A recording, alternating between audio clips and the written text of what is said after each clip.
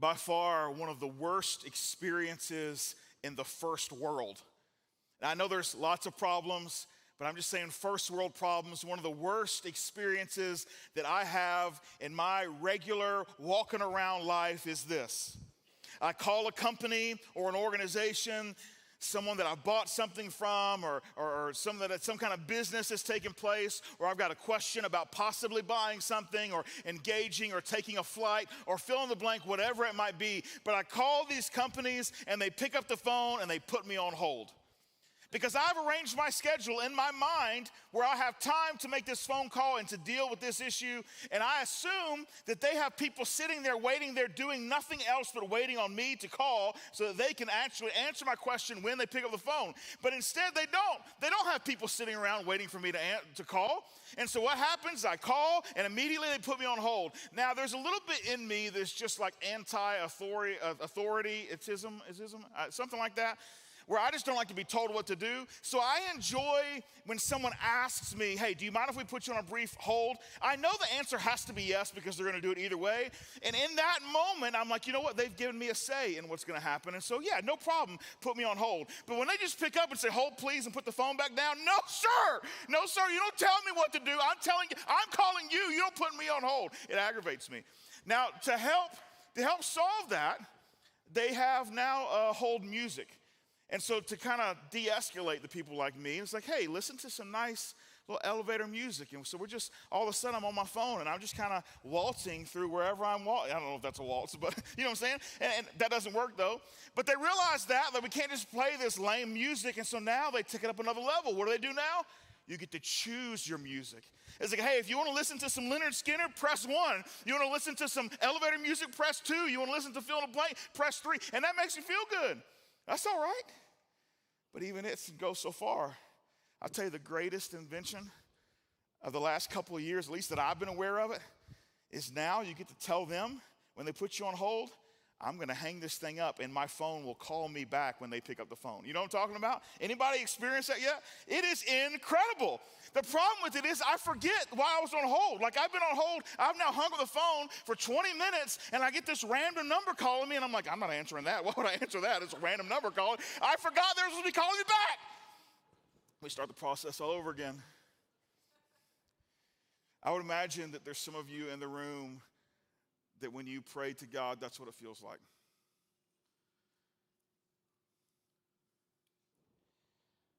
That you understand prayer is my thoughts, my words to God, but it feels like every time I pray to him, he just puts me on hold. And he doesn't even offer hold music. It's just silence.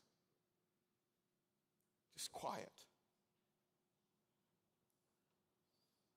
Isn't that how prayer works? We reach out. We take some initiative. We share something with God. And it feels like the celestial sky is just saying, take a number. Your call or your prayer will be answered in the order it was received. Ingredient number 2, prayer. It sounds so simple. I mean, if you're here last week and you hear ingredient number 1 and we lay that out, you're like, I was thinking you were going to give us a little more gold there. That seems a little obvious. Let me tell you something. Following Jesus actually isn't all that complicated. It's hard. It's hard to do day in, day out, but it's not complicated, people. Like he didn't make it to where you got to be a rocket scientist to figure out how do I follow Jesus.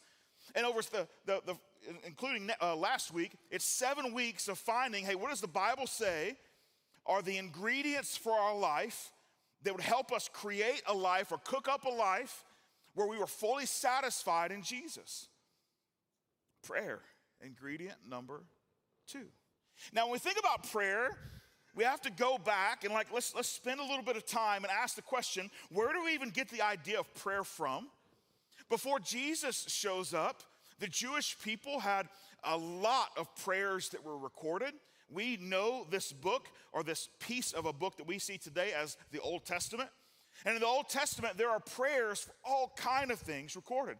In fact, we put a list together of all the categories of prayer, and we're going to throw it up on the screen. As Jesus was gathering people, to follow him, they had an incredible record of what it looked like to pray. I mean, look at all these things. Now, if you're thinking, hey, I can't read them, it's too small. That was the point. That was the idea, was we wanted to get it all onto one screen as best we could. So as you can see, these are not the individual prayers. They're just categories that prayers kind of fit in. But look at them. Prayers for unity among God's people. Prayers for rain and drought. For rescue from traps and ambush. Guidance for decisions. Desire for God's glory to be known. Help with fear, victory in battle. Prayers just for his people.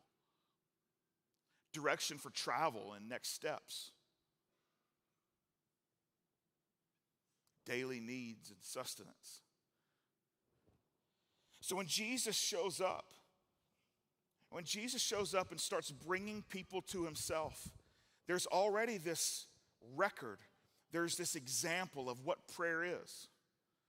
And prayer for the Jewish people throughout their history, it's both personal and it's for others. Sometimes it's something they're praying on behalf of themselves. Sometimes they're praying on behalf of someone else that maybe didn't think to pray or maybe is praying, but they want to join them in praying for something specific. And so there's a really good understanding of how prayer works. That wasn't the issue. Prayer has so many examples for us even today. But it wasn't just that people would pray when something was happening. Prayer for the Jewish people, as Jesus was drawing people to himself, prayer was also structured. So yeah, for sure, sometimes circumstances dictated a prayer happen. But even more than the circumstances dictating that a prayer happen, there was structure to their lives that incorporated regular prayer. In fact, there was a very specific prayer that would be prayed morning and night by all devout Jewish families. It's called the Shema. And the Shema is pretty lengthy. It's 3 different passages. But most families, even today, will typically not do the full version. They'll do an abbreviated version. And it comes from the book of Deuteronomy. I'll read to you just the first part of the Shema. Hear, O Israel, the Lord our God, the Lord is one. Love the Lord your God with all your heart and with all your soul and with all your strength. Now, this was a prayer prayed in the morning and in the evening. Same prayer. Now, when we look at that prayer, honestly, it doesn't feel like something we would pray. It's like, well, hold on. Are we praying to God or are we praying to ourselves? Because the first letters or the first words is, Hear, O Israel. I thought the whole idea was, no, hear, oh God. I'm talking to you. I'm not talking to me and my friends and my family. I'm talking to you. So if anyone needs to hear anything, when I'm praying, it's God needs to hear it. But for some reason, this prayer spoken morning and night begins with, Hear, O Israel. Hear, O Israel. The Lord our God, the Lord is one. Love the Lord your God with all your heart, with all your soul, with all your strength. The prayer begins, Hear, O Israel. Now, the reason for this, it comes down to what words mean. The prayer is given its title, the Shema, from the first word in the prayer, hear, or the English word, hear. Now, that hear in Hebrew, it has more than just maybe what we would think the word hear carries. So when we say, hey, listen to me, right? I want to make sure you can hear what I'm saying. For instance, we still don't have the acoustic treatment in this room, so on the fringes, it's kind of hard to hear sometimes, right?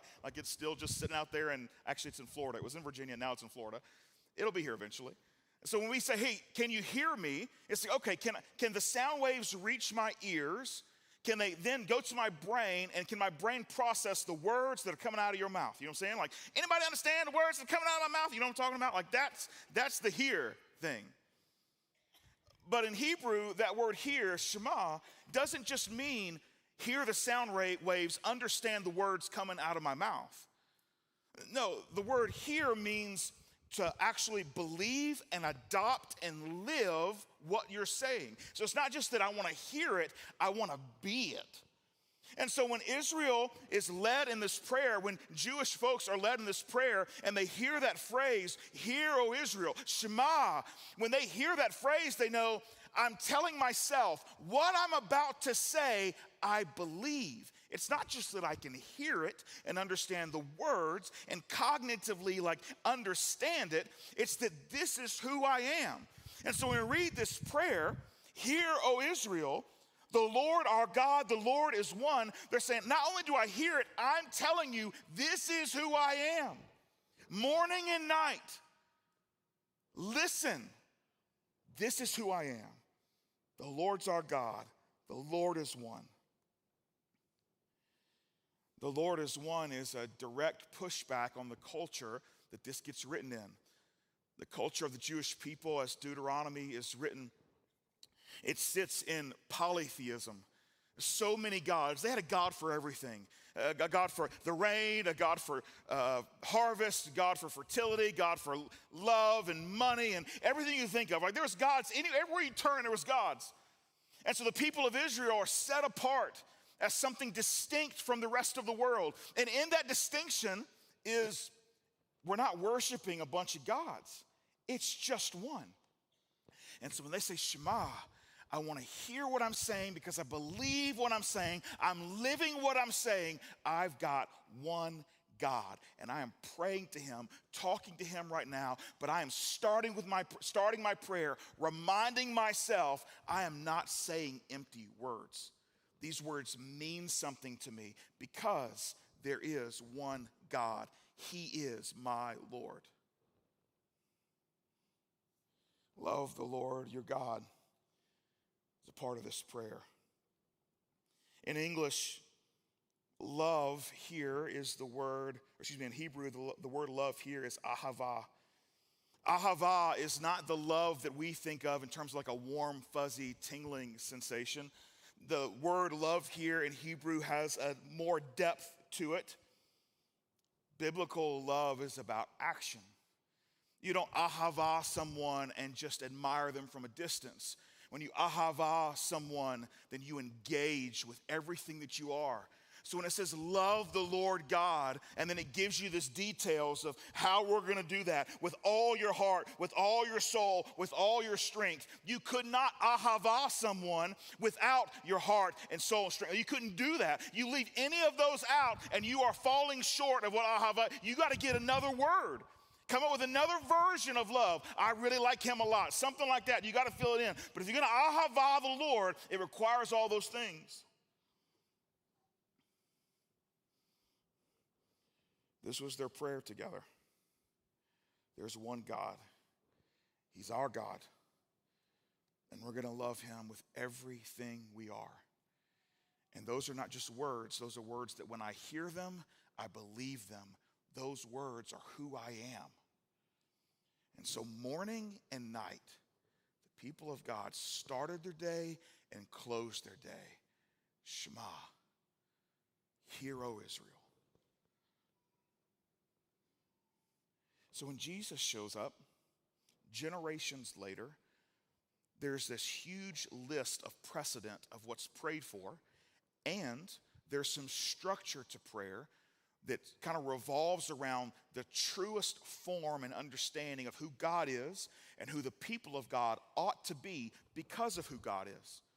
And so both of those types of prayers still exist when Jesus comes onto the scene. However, when Jesus comes onto the scene, there are some issues that have taken place with prayer. And there are issues that Jesus wants to confront about prayer. He says this, "And when you pray, do not be like the hypocrites, for they love to pray standing in the synagogues and on the street corners to be seen by others. Truly, I tell you, they have received their reward in full. I just want to stop there for a second. He said, look, here's the deal. For some reason, we have taken the precedent of the Old Testament and all of those lists of prayers. We've taken the precedent that we now have from Deuteronomy and the other two passages that create the entirety of the Shema, that we say as a family and as individuals in collaboration with everyone in the Jewish community, morning and night. We've taken that, and people have started to abuse prayer.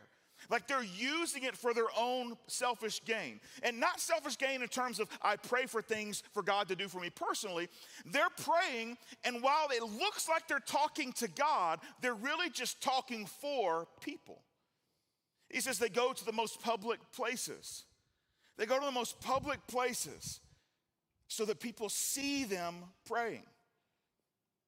They're like, hey, maybe I can get a little leg up on my status if people see how spiritual I am. Verse 6, but when you pray, go into your room, close the door, and pray to your Father who is unseen. Then your Father who sees what is done in secret will reward you.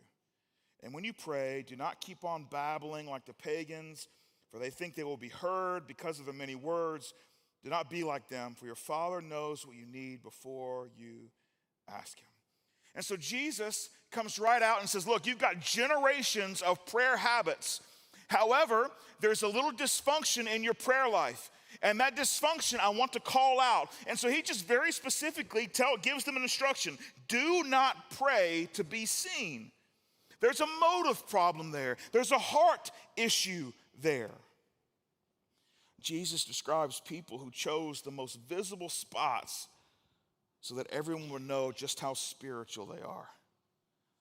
And the truth is, when the audience that you're praying for is people, the reward is also people. But he follows that up, that idea of do not pray to be seen, with an encouragement to pray in secret. He says, yes, I want you to pray in secret. Now, that's a big change. I was like, all right, so go in our room, close the door, do pray in secret. And your Father who is unseen, when he sees what you have done, will reward you. Now, this is not a don't ever pray in public encouragement. This encouragement is simply saying you need to make your private life match your public life. In other words, if the only time you pray is when other people can hear you, that's probably a warning sign that something's off. Think about it. Just take inventory for a second. If the only times you pray is when other people are around, there's probably a disconnect on what prayer is actually supposed to be. It's not that prayer can't happen in public. Prayer should happen in public places. It makes sense for prayer to happen in public places. But if that's the only kind of prayer that's happening in your life, something's off. Now, this is not meant to create shame. This is meant for us to admit freely, I've got something to work on, and I've just identified it. That's a great place to be. I don't know if any of you showed up thinking you were just like Jesus today, but if you did, newsflash, that's not true, right?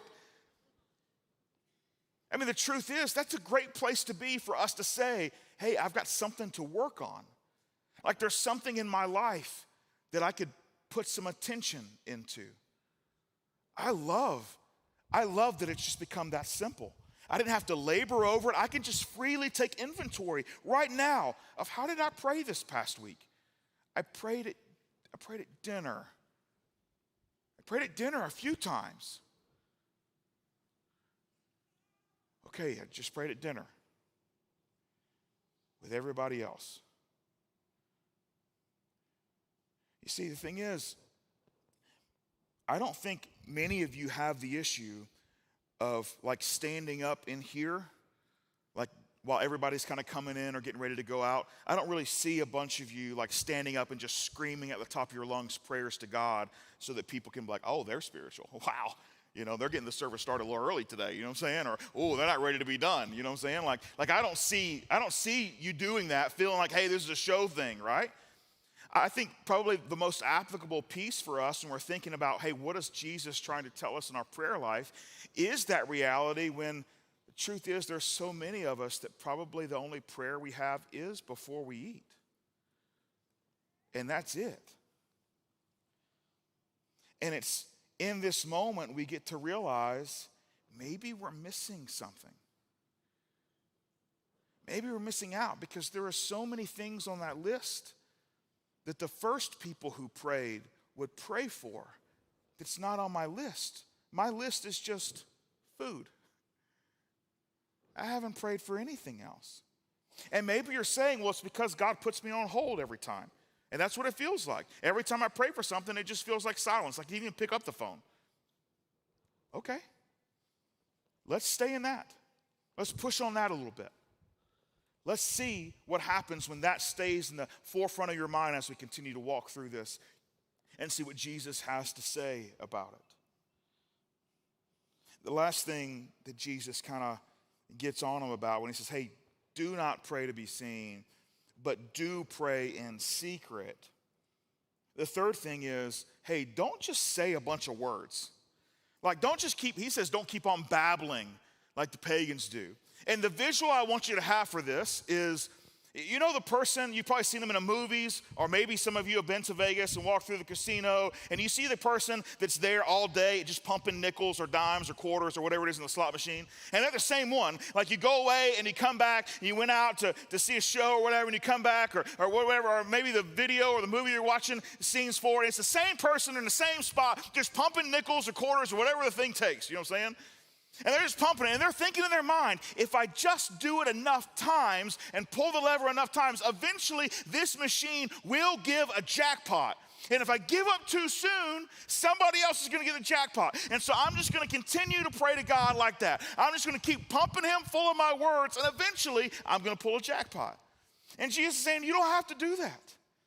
You don't have to do that. In fact, if that's what you're thinking, hey, let me just sit in front of God over and over again and use as many words as I possibly can to communicate to him what I need in this moment, there's a really good chance he'll say yes. And Jesus is saying no. And for this one reason, before you even started to pray, God already knew you needed it. He already knew what you were lacking. And so you bringing it to him with 1 million different versions and 70 different syllable or 70 different thesaurus words that mean the same thing, synonyms, is that, look, that's not going to help you at all. Which then makes me think, well then, goodness, what is prayer for if he already knows it? Then why is prayer important at all? Maybe when the Jewish people were taught to pray, there's something to it in Shema. Hear, O Israel. Before they started praying anything, they said something out loud to themselves. This is who God is. This is what I believe. This is who I am. This is who I'll be. And then they begin to go into prayers and requests when you continue to read the Shema. Maybe there's a clue there in what prayer is really supposed to be. That it might be just as much a reminder to us of who we're talking to and who we ought to be as it is a reminder to him, by the way, I have a need.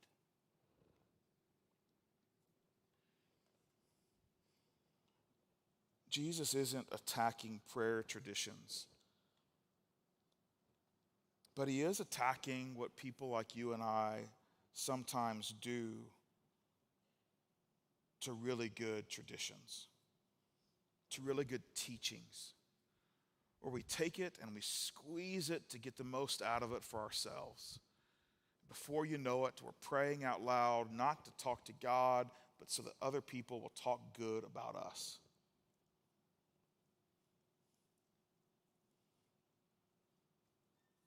Jesus prayed. Jesus would often withdraw and pray. Sometimes Jesus would pray in front of other people. There's just one particular moment that I find pretty intriguing. We find it written by the physician, the doctor, the historian named Luke. And Luke says this: one day Jesus was praying in a certain place. When he finished, one of his disciples said to him, "Lord, teach us to pray, just as John taught his disciples." So John was the guy who was before Jesus. He kind of prepared the way for Jesus. Before Jesus had anyone follow him, John had people following himself as they prepared the way for Jesus to show up. And so one of his disciples just says, hey, John taught his disciples, will you teach us to pray? Now that's interesting to me because the people who are asking Jesus to teach them to pray already knew how to pray.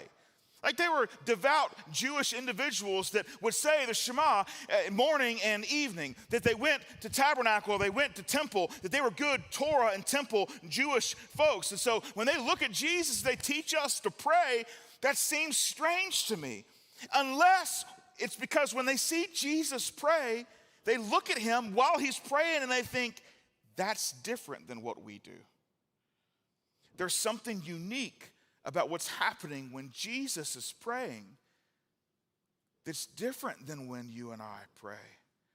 And so they simply ask him, will you teach us to do what you're doing? Because what you're doing is not what we do. Like what you're doing feels different. Maybe it looks different. Maybe it even sounds a little different. They're looking at Jesus pray and they're just like, I want that, but I don't even know how to do what you just did. There's a couple of times that Jesus begins to teach prayer. And in both of them, he gives us pieces of what we know today as the Lord's Prayer. Maybe you know it. Our Father in heaven, hallowed be your name. Your kingdom come, your will be done on earth as it is in heaven. And give us today our daily bread. And forgive us our debts as we also have forgiven our debtors. And lead us not into temptation, but deliver us from the evil one. For yours is the kingdom, the power, the glory, forever and ever. Amen.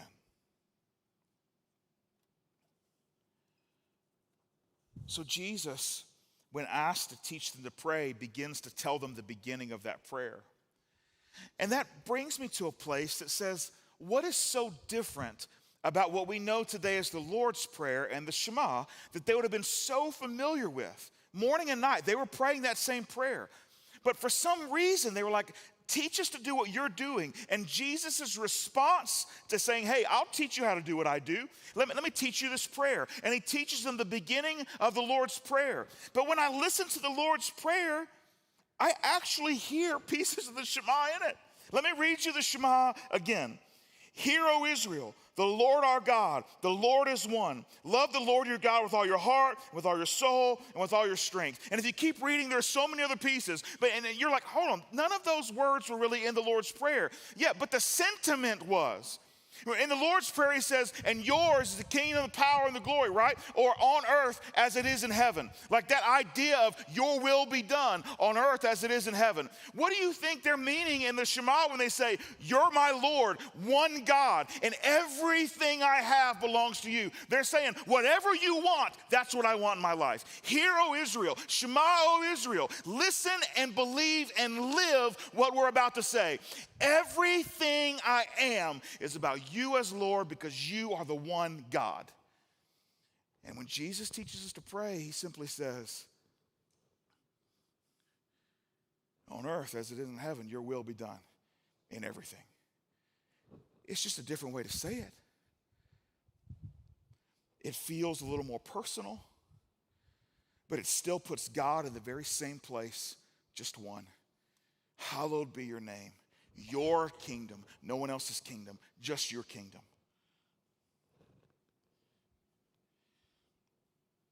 You see, what his disciples saw when Jesus prayed, it wasn't that he had fancy words or that he had this new prayer that was groundbreaking and going to break the mold of prayer. No, what they saw when they saw Jesus praying was they saw what it looks like for a son to talk to a father that listens. And they realized that's what we're missing. They realized that they had the awe of God figured out, the respect and the reverence of God figured out. But what they saw in the way Jesus prayed was a lack of real relationship, which to their credit wasn't really possible because of the sin barrier and the way atonement works. There were things in the way, but Jesus shows up to say, hey, I want to bring through the cross and the resurrection, I'm going to bring the two parties back to where they can be in right relationship together. So when the disciples saw Jesus pray, they were like, there's no doubt in my mind that the guy on the other end is hanging on every word. We want that.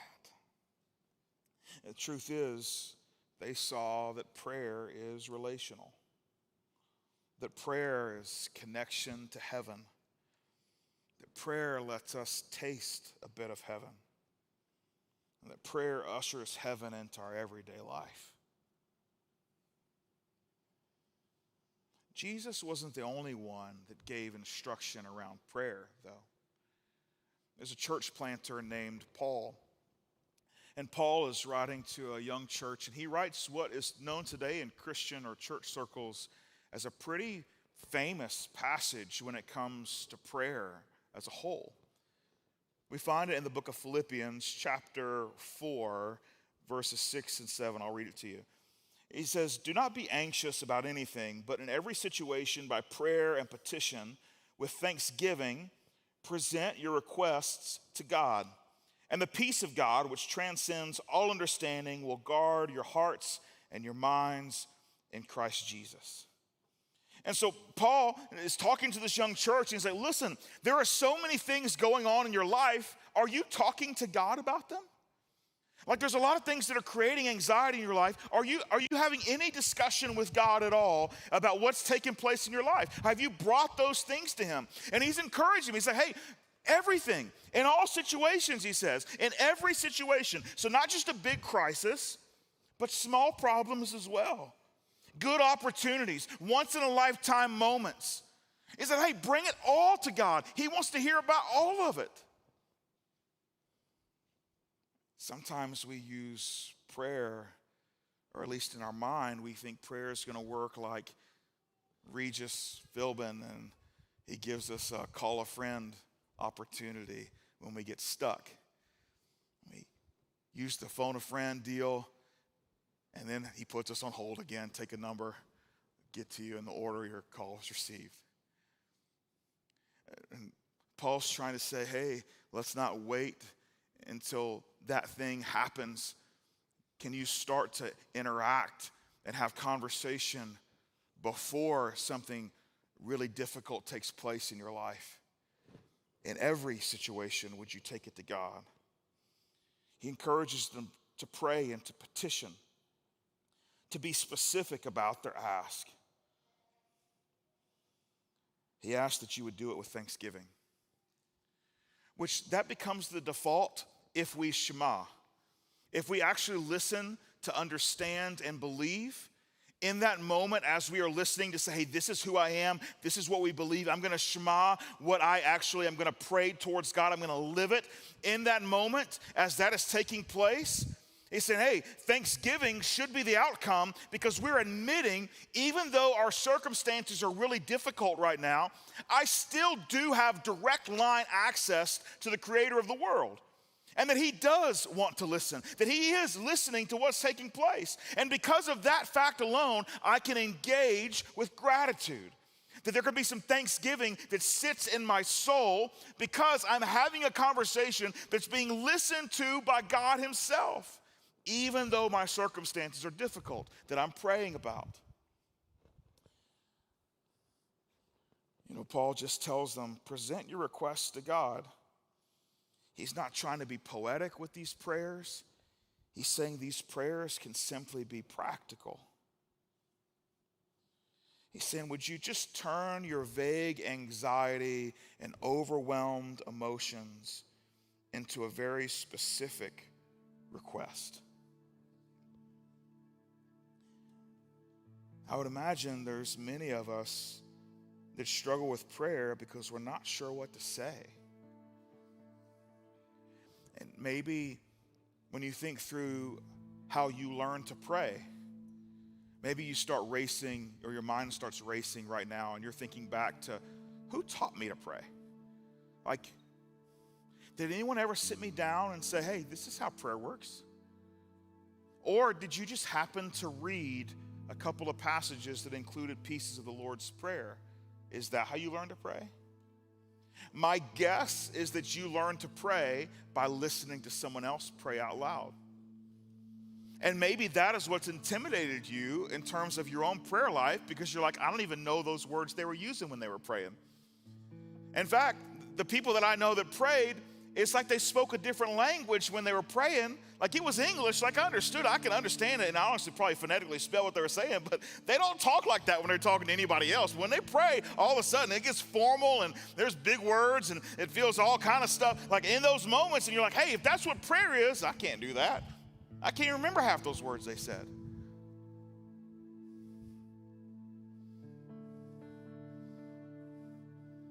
How do you pray? Let's just say you wanted to pray this week. Would you even know where to start?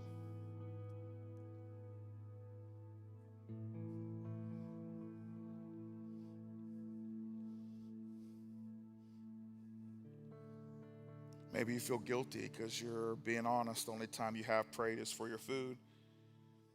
And the only reason you did pray is because everybody thought you were supposed to. And so since you're supposed to pray for your food, that's what you did. It wasn't because you actually Shema, that you listen and believe and embody what you just said. It was just, well, this is what we do when we sit down. Sometimes we even hold hands and pray.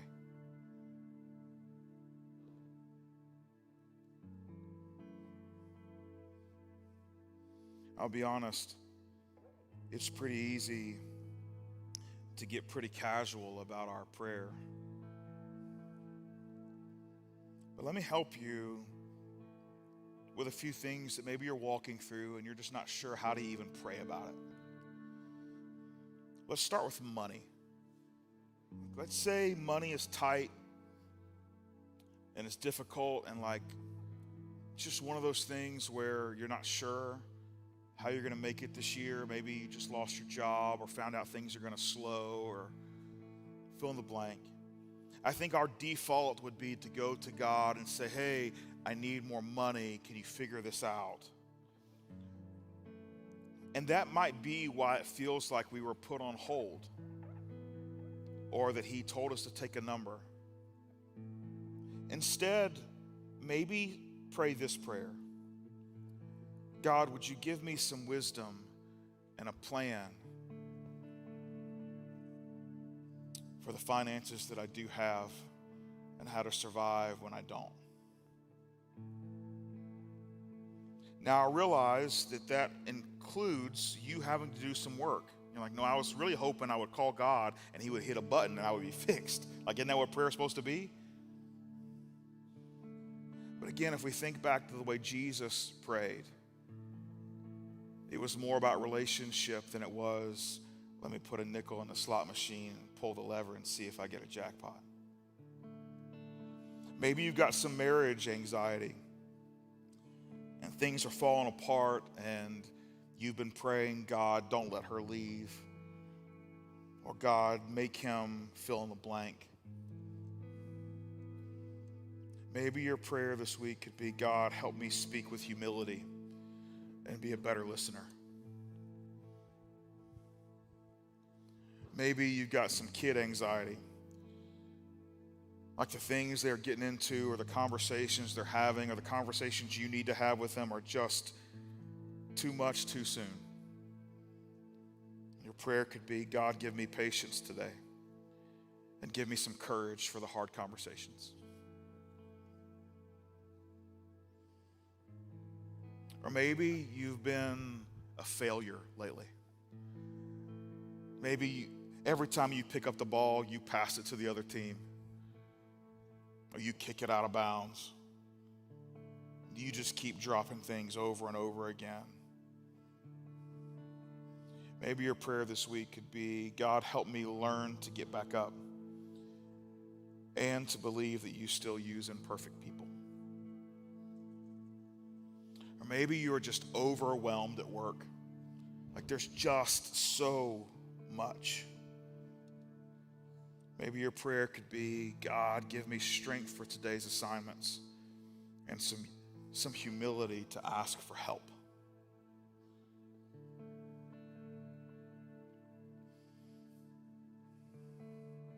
Paul is writing these instructions about prayer as a church leader to church people, to real people like you and me, in real stress. And he's not saying stop feeling. He's not saying don't be anxious about these things. If you pray, your anxiety will just fade away. He's not saying anything like that.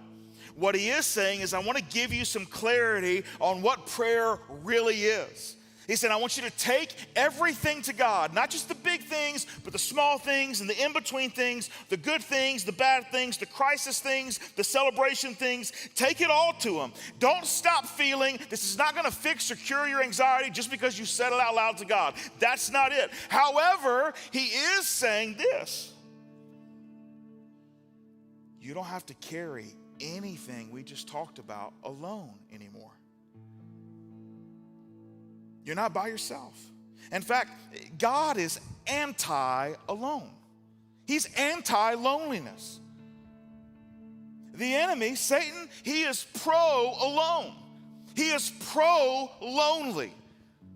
That's his favorite spot for you to be. Nobody knows me. No one cares about me. No one even values me. I'm all by myself. He loves when you're in that spot. That's the definition of hopelessness. God is the opposite of that. God is, you have worth. I know you. And you can pick up the prayer phone and talk to me anytime you want about the littlest thing or the biggest thing or everything in between. You can pray to me. I mean, God's been saying this since the beginning. In Genesis 2:18, he looks at Adam and says, it is not good for you to be alone. We fast forward just a little bit, and the Christmas promise, the word Emmanuel, the name for Jesus, it means God with us. And then when Jesus is done with his time here on earth post-resurrection, he looks at all of his followers and simply says this, know this, I'm going to be with you to the very end of the age. In other words, you can't outlive the length of time I've made a promise to be with you. You can't outlive it. It doesn't matter how old you get or how long you go into the future. I still will be there. And so prayer is part of God keeping his promise that you are never alone. So when you start asking the question, how do I pray, or why do I pray, or should I pray more? The answer is yes, simply for that reason. It's to remind you, Shema, I'm not in this all by myself. I'm not in this all by myself. I am not alone. And prayer is the everyday reminder of that. It's the everyday reminder of who we are and who God is. And the reality is, we are not in this all by ourselves. So how should you pray this week? How much should you pray this week? Where would you start to pray this week? I can't answer that for all of you. But I will say this. There's not a single person here in the room or watching online that God wouldn't like to hear from. The little pieces of your detailed life to the big crisis that you're facing and feel like is impossible for you to overcome. God would love to hear about it. He would love to have a relationship in prayer with you. Not just a crisis line. A just in case. Please bail me out moment. So you don't need fancy words. The truth is, you don't need fancy knowledge. The phrase we like to use here is, if you've never prayed before, or it's been a really long time since you prayed, prayer is really simple. It's just beginning to think thoughts in God's direction. He takes care of the hard part. That being said, if you would like for me to pray for you today, I'd love to. Our band's going to come and lead us in another song, and I'm going to go and hang out over here on the side. And if you want for me to pray for you, there's nothing special in my prayers. But if you want me to kickstart a new prayer rhythm for you, and you want to do that with someone today, you just walk to the back and walk around. It'll be dark over there. And I'll stand over there and I'll pray with you. And if more than one or two people come over, there's some staff in the room. They'll come and pray with you. And if more than that wants to come over, I look out here and I see some really great followers of Jesus that I know would love to come and pray with you. And I know that they'll see it and they'll just show up. So if you want to pray for real, if you want to shema, if you want to listen and be what you say, prayer is that answer. It's where it begins.